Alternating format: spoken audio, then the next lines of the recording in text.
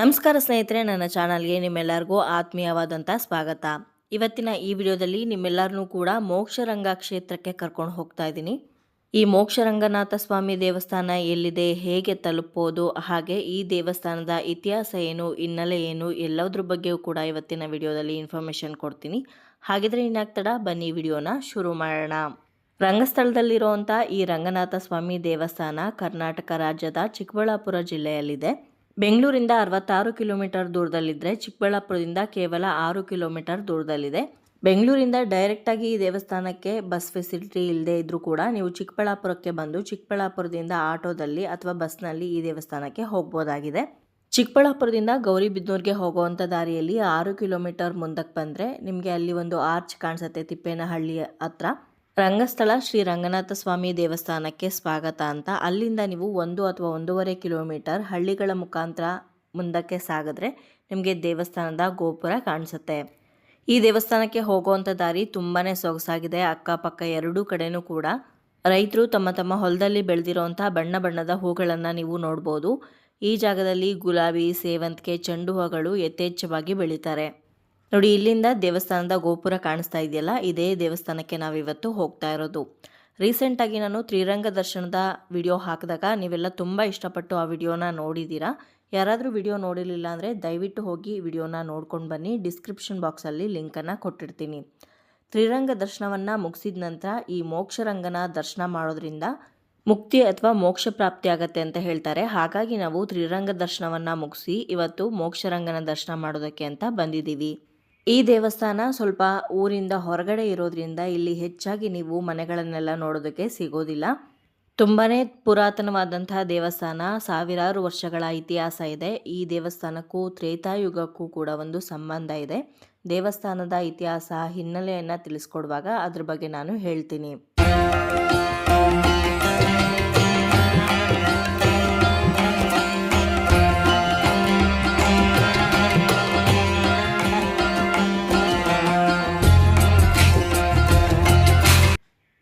ನಂದಿ ಬೆಟ್ಟಗಳ ಪರ್ವತ ಶ್ರೇಣಿಯ ಮುಸುಕಿನಲ್ಲಿರುವಂಥ ಈ ರಂಗಸ್ಥಳದಲ್ಲಿ ಈ ಮೋಕ್ಷರಂಗನಾಥ ಸ್ವಾಮಿ ದೇವಾಲಯ ಇದೆ.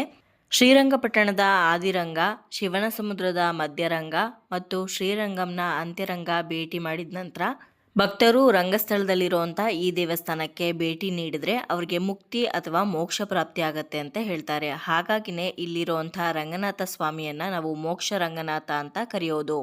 ಇನ್ನು ಈ ದೇವಸ್ಥಾನಕ್ಕೂ ರಾಮಾಯಣಕ್ಕೂ ಒಂದು ಸಂಬಂಧ ಉಂಟು. ಅದೇನಂತ ಇವಾಗ ತಿಳ್ಕೊಳ್ಳೋಣ. ತ್ರೇತಾಯುಗದ ಅಂತ್ಯದ ವೇಳೆಗೆ ರಾಮ ರಾವಣನನ್ನು ಕೊಂದು ಅಯೋಧ್ಯೆಗೆ ವಾಪಸ್ ಬರ್ತಾನೆ. 14 ವರ್ಷಗಳ ವನವಾಸವನ್ನು ಮುಗಿಸಿ ರಾಮ ಹಿಂತಿರುಗಿದ ನಂತರ ಅಯೋಧ್ಯೆಗೆ ಮತ್ತೆ ವಾಪಸ್ ಕಳೆ ಬರುತ್ತೆ. ಶ್ರೀರಾಮ ವಾಪಸ್ ಅಯೋಧ್ಯೆಗೆ ಬಂದ ನಂತರ ರಾಮನ ಪಟ್ಟಾಭಿಷೇಕವೂ ಕೂಡ ನಡೆಯುತ್ತೆ. ಈ ಪಟ್ಟಾಭಿಷೇಕದ ಸಮಾರಂಭಕ್ಕೆ ವಿಭೀಷಣ ಕೂಡ ಬಂದಿರ್ತಾನೆ. ವಿಭೀಷಣ ಯಾರು ಅಂತಂದ್ರೆ ರಾವಣನ ತಮ್ಮ, ತುಂಬಾನೇ ಒಳ್ಳೆಯ ವ್ಯಕ್ತಿ. ಹಾಗೆ ಶ್ರೀರಾಮನಿಗೆ ಸೀತೆಯನ್ನ ಹುಡುಕೋದಕ್ಕೆ ಸಹಾಯ ಮಾಡಿದ್ದು ಕೂಡ ಇದೇ ವಿಭೀಷಣನೇ.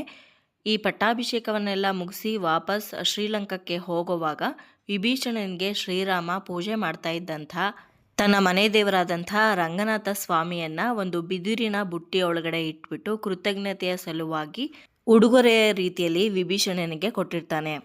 ಕೆಲವು ಕಥೆಗಳ ಪ್ರಕಾರ ಈ ರೀತಿ ರಾಮ ಕೊಟ್ಟಂತಹ ಶ್ರೀರಂಗನಾಥ ಸ್ವಾಮಿ ವಿಗ್ರಹವನ್ನ ಶ್ರೀರಂಗಂನಲ್ಲಿ ಸ್ಥಾಪನೆ ಮಾಡಲಾಯಿತು ಅಂತ ಹೇಳ್ತಾರೆ. ಇನ್ನು ಕೆಲವರು ಈ ಮೋಕ್ಷರಂಗ ಅನ್ನುವಂಥ ಸ್ಥಳದಲ್ಲಿ ಸ್ಥಾಪನೆ ಮಾಡಿದ್ದಾರೆ ಅಂತ ಹೇಳಲಾಗುತ್ತೆ.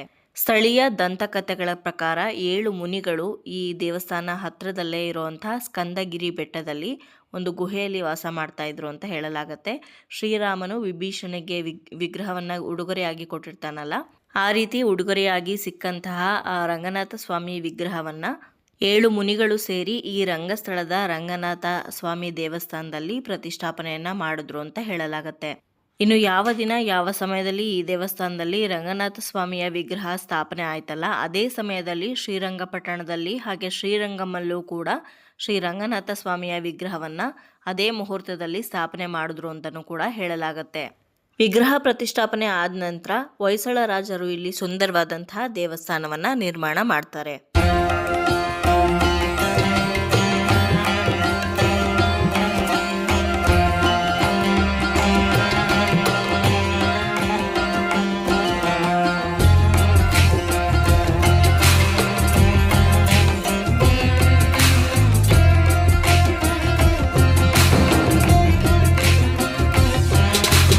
ಇನ್ನು ಈ ದೇವಸ್ಥಾನದ ಗರ್ಭಗುಡಿಯಲ್ಲಿರುವಂಥ ರಂಗನಾಥ ಸ್ವಾಮಿ ವಿಗ್ರಹ ಏನಿದೆ, ಇದು ಏಕಶಿಲಾ ಸಾಲಿಗ್ರಾಮ ಮೂರ್ತಿ.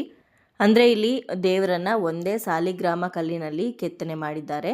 ಅನಂತ ಶೇಷನ ಮೇಲೆ ಮಲಗಿರುವಂತಹ ಭಗವಂತ ತುಂಬನೇ ಸುಂದರವಾಗಿರುವಂತಹ ದೇಹವನ್ನು ಹೊಂದಿದ್ದಾನೆ. ವಿಷ್ಣುವಿನ ವಿವಿಧ ಅವತಾರಗಳಲ್ಲಿ ಶ್ರೀ ರಂಗನಾಥ ಸ್ವಾಮಿಯ ಅವತಾರವೂ ಕೂಡ ಒಂದಾಗಿದೆ.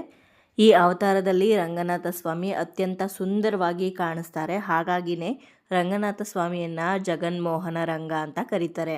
ಜಗನ್ಮೋಹನ ಅಂತಂದರೆ ವಿಶ್ವವನ್ನೇ ಮೋಡಿ ಮಾಡುವವನು ಅಂತ ಅರ್ಥ.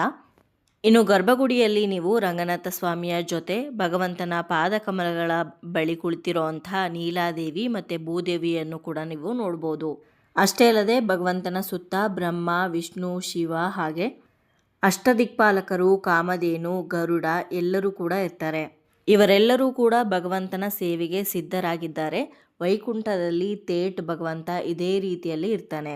ಇನ್ನು ಇಲ್ಲಿ ದೇವಸ್ಥಾನದ ಸಮಯವನ್ನು ನೀವು ಗಮನಿಸ್ತಾ ಇದ್ದೀರಾ. ಬೆಳಗ್ಗೆ 7 ಗಂಟೆಗೆ ದೇವಸ್ಥಾನವನ್ನು ತೆರೀತಾರೆ, ಹಾಗೆ ಸಂಜೆ 7 ಗಂಟೆವರೆಗೂ ಕೂಡ ದೇವಸ್ಥಾನ ಓಪನ್ ಇರುತ್ತೆ.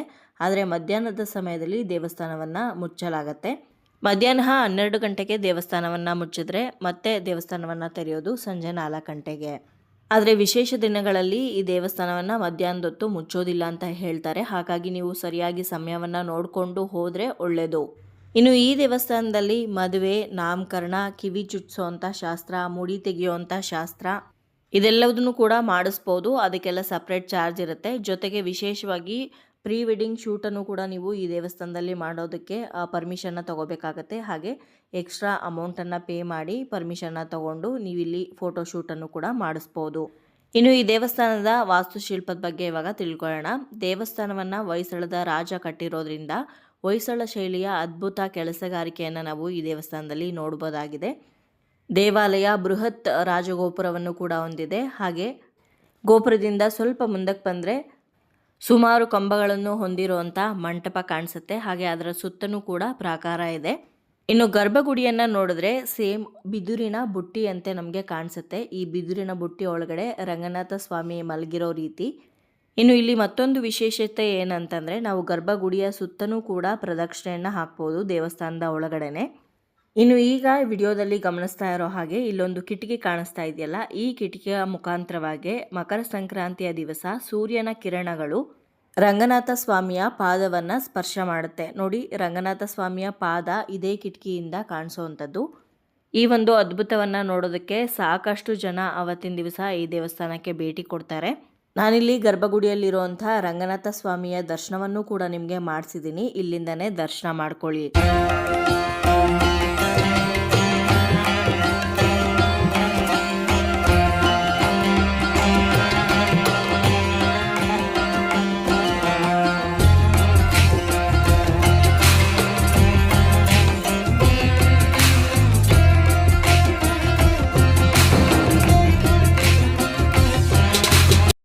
ಇನ್ನು ಈ ದೇವಸ್ಥಾನದಲ್ಲಿ ಆಚರಣೆ ಮಾಡುವಂಥ ವಿಶೇಷ ಹಬ್ಬಗಳು ಯಾವ್ದ್ಯಾವುದು ಅಂತ ಕೇಳೋದಾದರೆ, ಮಾರ್ಗಶಿರ ಮಾಸದ ಏಕಾದಶಿಯಿಂದ ಹಿಡಿದು ಬಹುಳ ದ್ವಿತೀಯವರೆಗೂ ಕೂಡ ಇಲ್ಲಿ ಬ್ರಹ್ಮೋತ್ಸವ ನಡೆಯುತ್ತೆ. ಹಾಗೆ ಅದೇ ಮಾಸದ ಹುಣ್ಣಿಮೆ ದಿವಸ ಇಲ್ಲಿ ರಥೋತ್ಸವನೂ ಕೂಡ ಮಾಡಲಾಗತ್ತೆ. ಇನ್ನು ಬ್ರಹ್ಮೋತ್ಸವದ ಜೊತೆಗೆ ಪವಿತ್ರೋತ್ಸವ ಅಂತಲೂ ಕೂಡ ಇಲ್ಲಿ ಒಂದು ಆಚರಣೆ ಮಾಡ್ತಾರೆ. ಇದನ್ನು ಆಶ್ವೀಜ ಮಾಸದ ಏಕಾದಶಿಯಿಂದ ಪೌರ್ಣಮಿವರೆಗೂ ಕೂಡ ಮಾಡ್ತಾರೆ.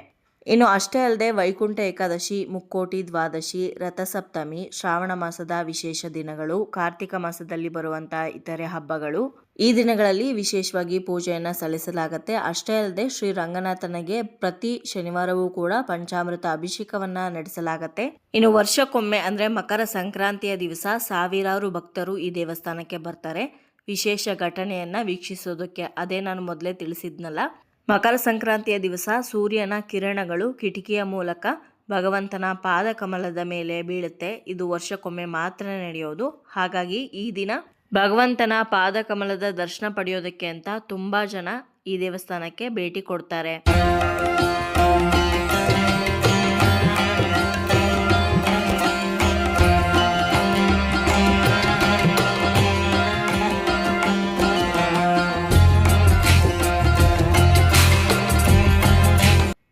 ದೇವಸ್ಥಾನದಲ್ಲಿ ರಂಗನಾಥ ಸ್ವಾಮಿಯ ದರ್ಶನ ಮಾಡಿಕೊಂಡು ಹೊರಗಡೆ ಬರ್ತಾ ಇದ್ದಂಗೆ ಎಡಗಡೆಗೆ ನಿಮಗೆ ಒಂದು ದೇವಸ್ಥಾನ ಕಾಣಿಸುತ್ತೆ. ಇಲ್ಲಿ ನೀವು ಆಂಡಾಳ್ ಅಮ್ಮನವರ ದರ್ಶನ ಮಾಡ್ಬೋದು.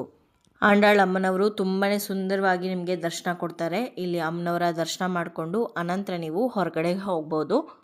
ಇನ್ನು ದೇವಸ್ಥಾನದ ಹೊರಭಾಗದಲ್ಲಿ ದೊಡ್ಡದಾಗಿರುವಂಥ ಒಂದು ಪುಷ್ಕರಣಿ ಕೂಡ ನೀವು ನೋಡ್ಬೋದು. ಈ ಪುಷ್ಕರಣಿಯನ್ನು ಶಂಖತೀರ್ಥ ಮತ್ತು ಚಕ್ರತೀರ್ಥ ಅಂತಲೂ ಕೂಡ ಕರೀತಾರೆ. ದೇವಸ್ಥಾನದ ಮುಂಭಾಗದಲ್ಲಿ ಹಚ್ಚ ಹಸಿರಿನಿಂದ ಕೂಡಿರುವಂತಹ ದೊಡ್ಡ ದೊಡ್ಡ ಮರಗಳ ತೋಪನ್ನು ನೀವು ನೋಡ್ಬೋದು. ತುಂಬಾನೇ ಸುಂದರವಾಗಿರುವಂತಹ ದೇವಸ್ಥಾನ ಇದು.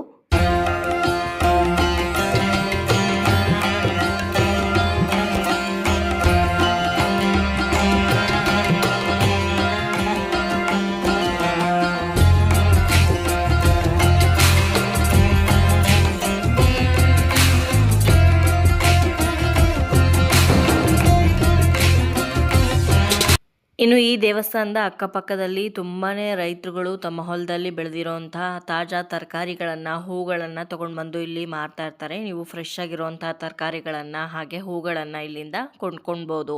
ಆ ಸೀಸನಲ್ಲಿ ಯಾವುದು ಬೆಳೆದಿರ್ತಾರೋ ಅದನ್ನು ತೊಗೊಂಡು ಬಂದು ಅಲ್ಲಿ ಮಾರ್ತಾ ಇರ್ತಾರೆ. ನಾವು ಹೋದಾಗ ಹಸಿ ಬಟಾಣಿ, ಹಸಿ ಕಡಲೆಕಾಯಿ, ಅಲಸಂದೆಕಾಯಿ, ಅವರೆಕಾಯಿ, ಚಪ್ರದ ಅವರೆಕಾಯಿ ಹಾಗೆ ಅವ್ರ ತೋಟದಲ್ಲಿ ಬೆಳೆದಿರೋಂಥ ಹೂಗಳನ್ನು ಕೂಡ ಮಾರ್ತಾ ಇದ್ರು. ತುಂಬ ಕಡಿಮೆ ಬೆಲೆಗೆ ಹಾಗೆ ಫ್ರೆಶ್ ಆಗಿರುವಂಥ ತರಕಾರಿಗಳು ಇಲ್ಲಿ ನಿಮಗೆ ಸಿಗುತ್ತೆ. ಇನ್ನು ಬೆಂಗಳೂರಿಂದ ತುಂಬಾ ಹತ್ತಿರದಲ್ಲಿ ಈ ದೇವಸ್ಥಾನ ಇರೋದ್ರಿಂದ ಖಂಡಿತವಾಗ್ಲೂ ಒಂದು ದಿನದ ಪ್ರವಾಸಕ್ಕೆ ನೀವು ಬಂದು ಹೋಗ್ಬೋದು. ಇನ್ನು ಈ ದೇವಸ್ಥಾನಕ್ಕೆ ನೀವು ಬಂದರೆ ಇಲ್ಲೇ ಅಕ್ಕಪಕ್ಕ ನೋಡುವಂಥ ಜಾಗಗಳು ತುಂಬಾ ಇದೆ. ನಂದಿ ಬೆಟ್ಟ ಆಗಿರ್ಬೋದು, ಭೋಗನಂದೀಶ್ವರ ದೇವಸ್ಥಾನ, ಕಣಿವೆ ಬಸವಣ್ಣನ ದೇವಸ್ಥಾನ, ಹಾಗೆ ಆದಿಯೋಗಿ ಶಿವ ಸ್ಟ್ಯಾಚ್ಯೂ ಇದೆಯಲ್ಲ ಅದು ಕೂಡ ತುಂಬಾ ಹತ್ತಿರದಲ್ಲಿದೆ. ಕರೆಕ್ಟಾಗಿ ನೀವು ಪ್ಲಾನ್ ಮಾಡ್ಕೊಂಡು ಬಂದರೆ 5-6 ಜಾಗಗಳನ್ನು ಒಂದೇ ದಿವಸ ನೀವು ನೋಡಿಕೊಂಡು ಹೋಗ್ಬೋದಾಗಿರುತ್ತೆ. ಇನ್ನು ನಿಮ್ಮಲ್ಲಿ ಯಾರ್ಯಾರು ತ್ರಿರಂಗ ದರ್ಶನವನ್ನು ಈಗಾಗಲೇ ಮಾಡ್ಕೊಂಡು ಬಂದಿರ್ತೀರೋ ಅವರು ಖಂಡಿತವಾಗ್ಲೂ ಒಂದ್ಸಲ ಈ ಮೋಕ್ಷರಂಗನ ದರ್ಶನ ಮಾಡೋದನ್ನು ಕೂಡ ಮರೆಯೋದಕ್ಕೆ ಹೋಗಬೇಡಿ.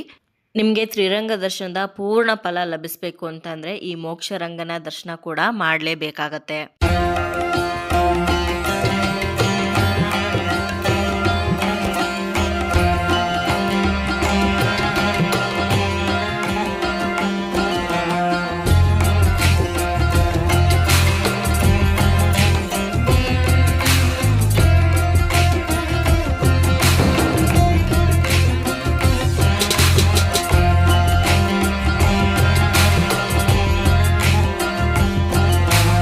ನೋಡಿದ್ರಲ್ವ ಸ್ನೇಹಿತರೆ, ಇವತ್ತಿನ ಈ ವಿಡಿಯೋದಲ್ಲಿ ಶ್ರೀರಾಮನೇ ಸ್ವತಃ ವಿಭೀಷಣನಿಗೆ ಕೊಟ್ಟಂತಹ ರಂಗನಾಥ ಸ್ವಾಮಿಯ ವಿಗ್ರಹ ಪ್ರತಿಷ್ಠಾಪನೆ ಆಗಿರುವಂತಹ ದೇವಸ್ಥಾನ ಮೋಕ್ಷರಂಗ ಕ್ಷೇತ್ರದ ದರ್ಶನವನ್ನು ನಿಮಗೆ ಮಾಡಿಸಿದ್ದೀನಿ. ನಿಮ್ಮೆಲ್ಲರಿಗೂ ಇವತ್ತಿನ ಈ ವಿಡಿಯೋ ಇಷ್ಟ ಆಗಿದೆ, ಉಪಯೋಗ ಆಗಿದೆ ಅಂತ ಭಾವಿಸ್ತೀನಿ.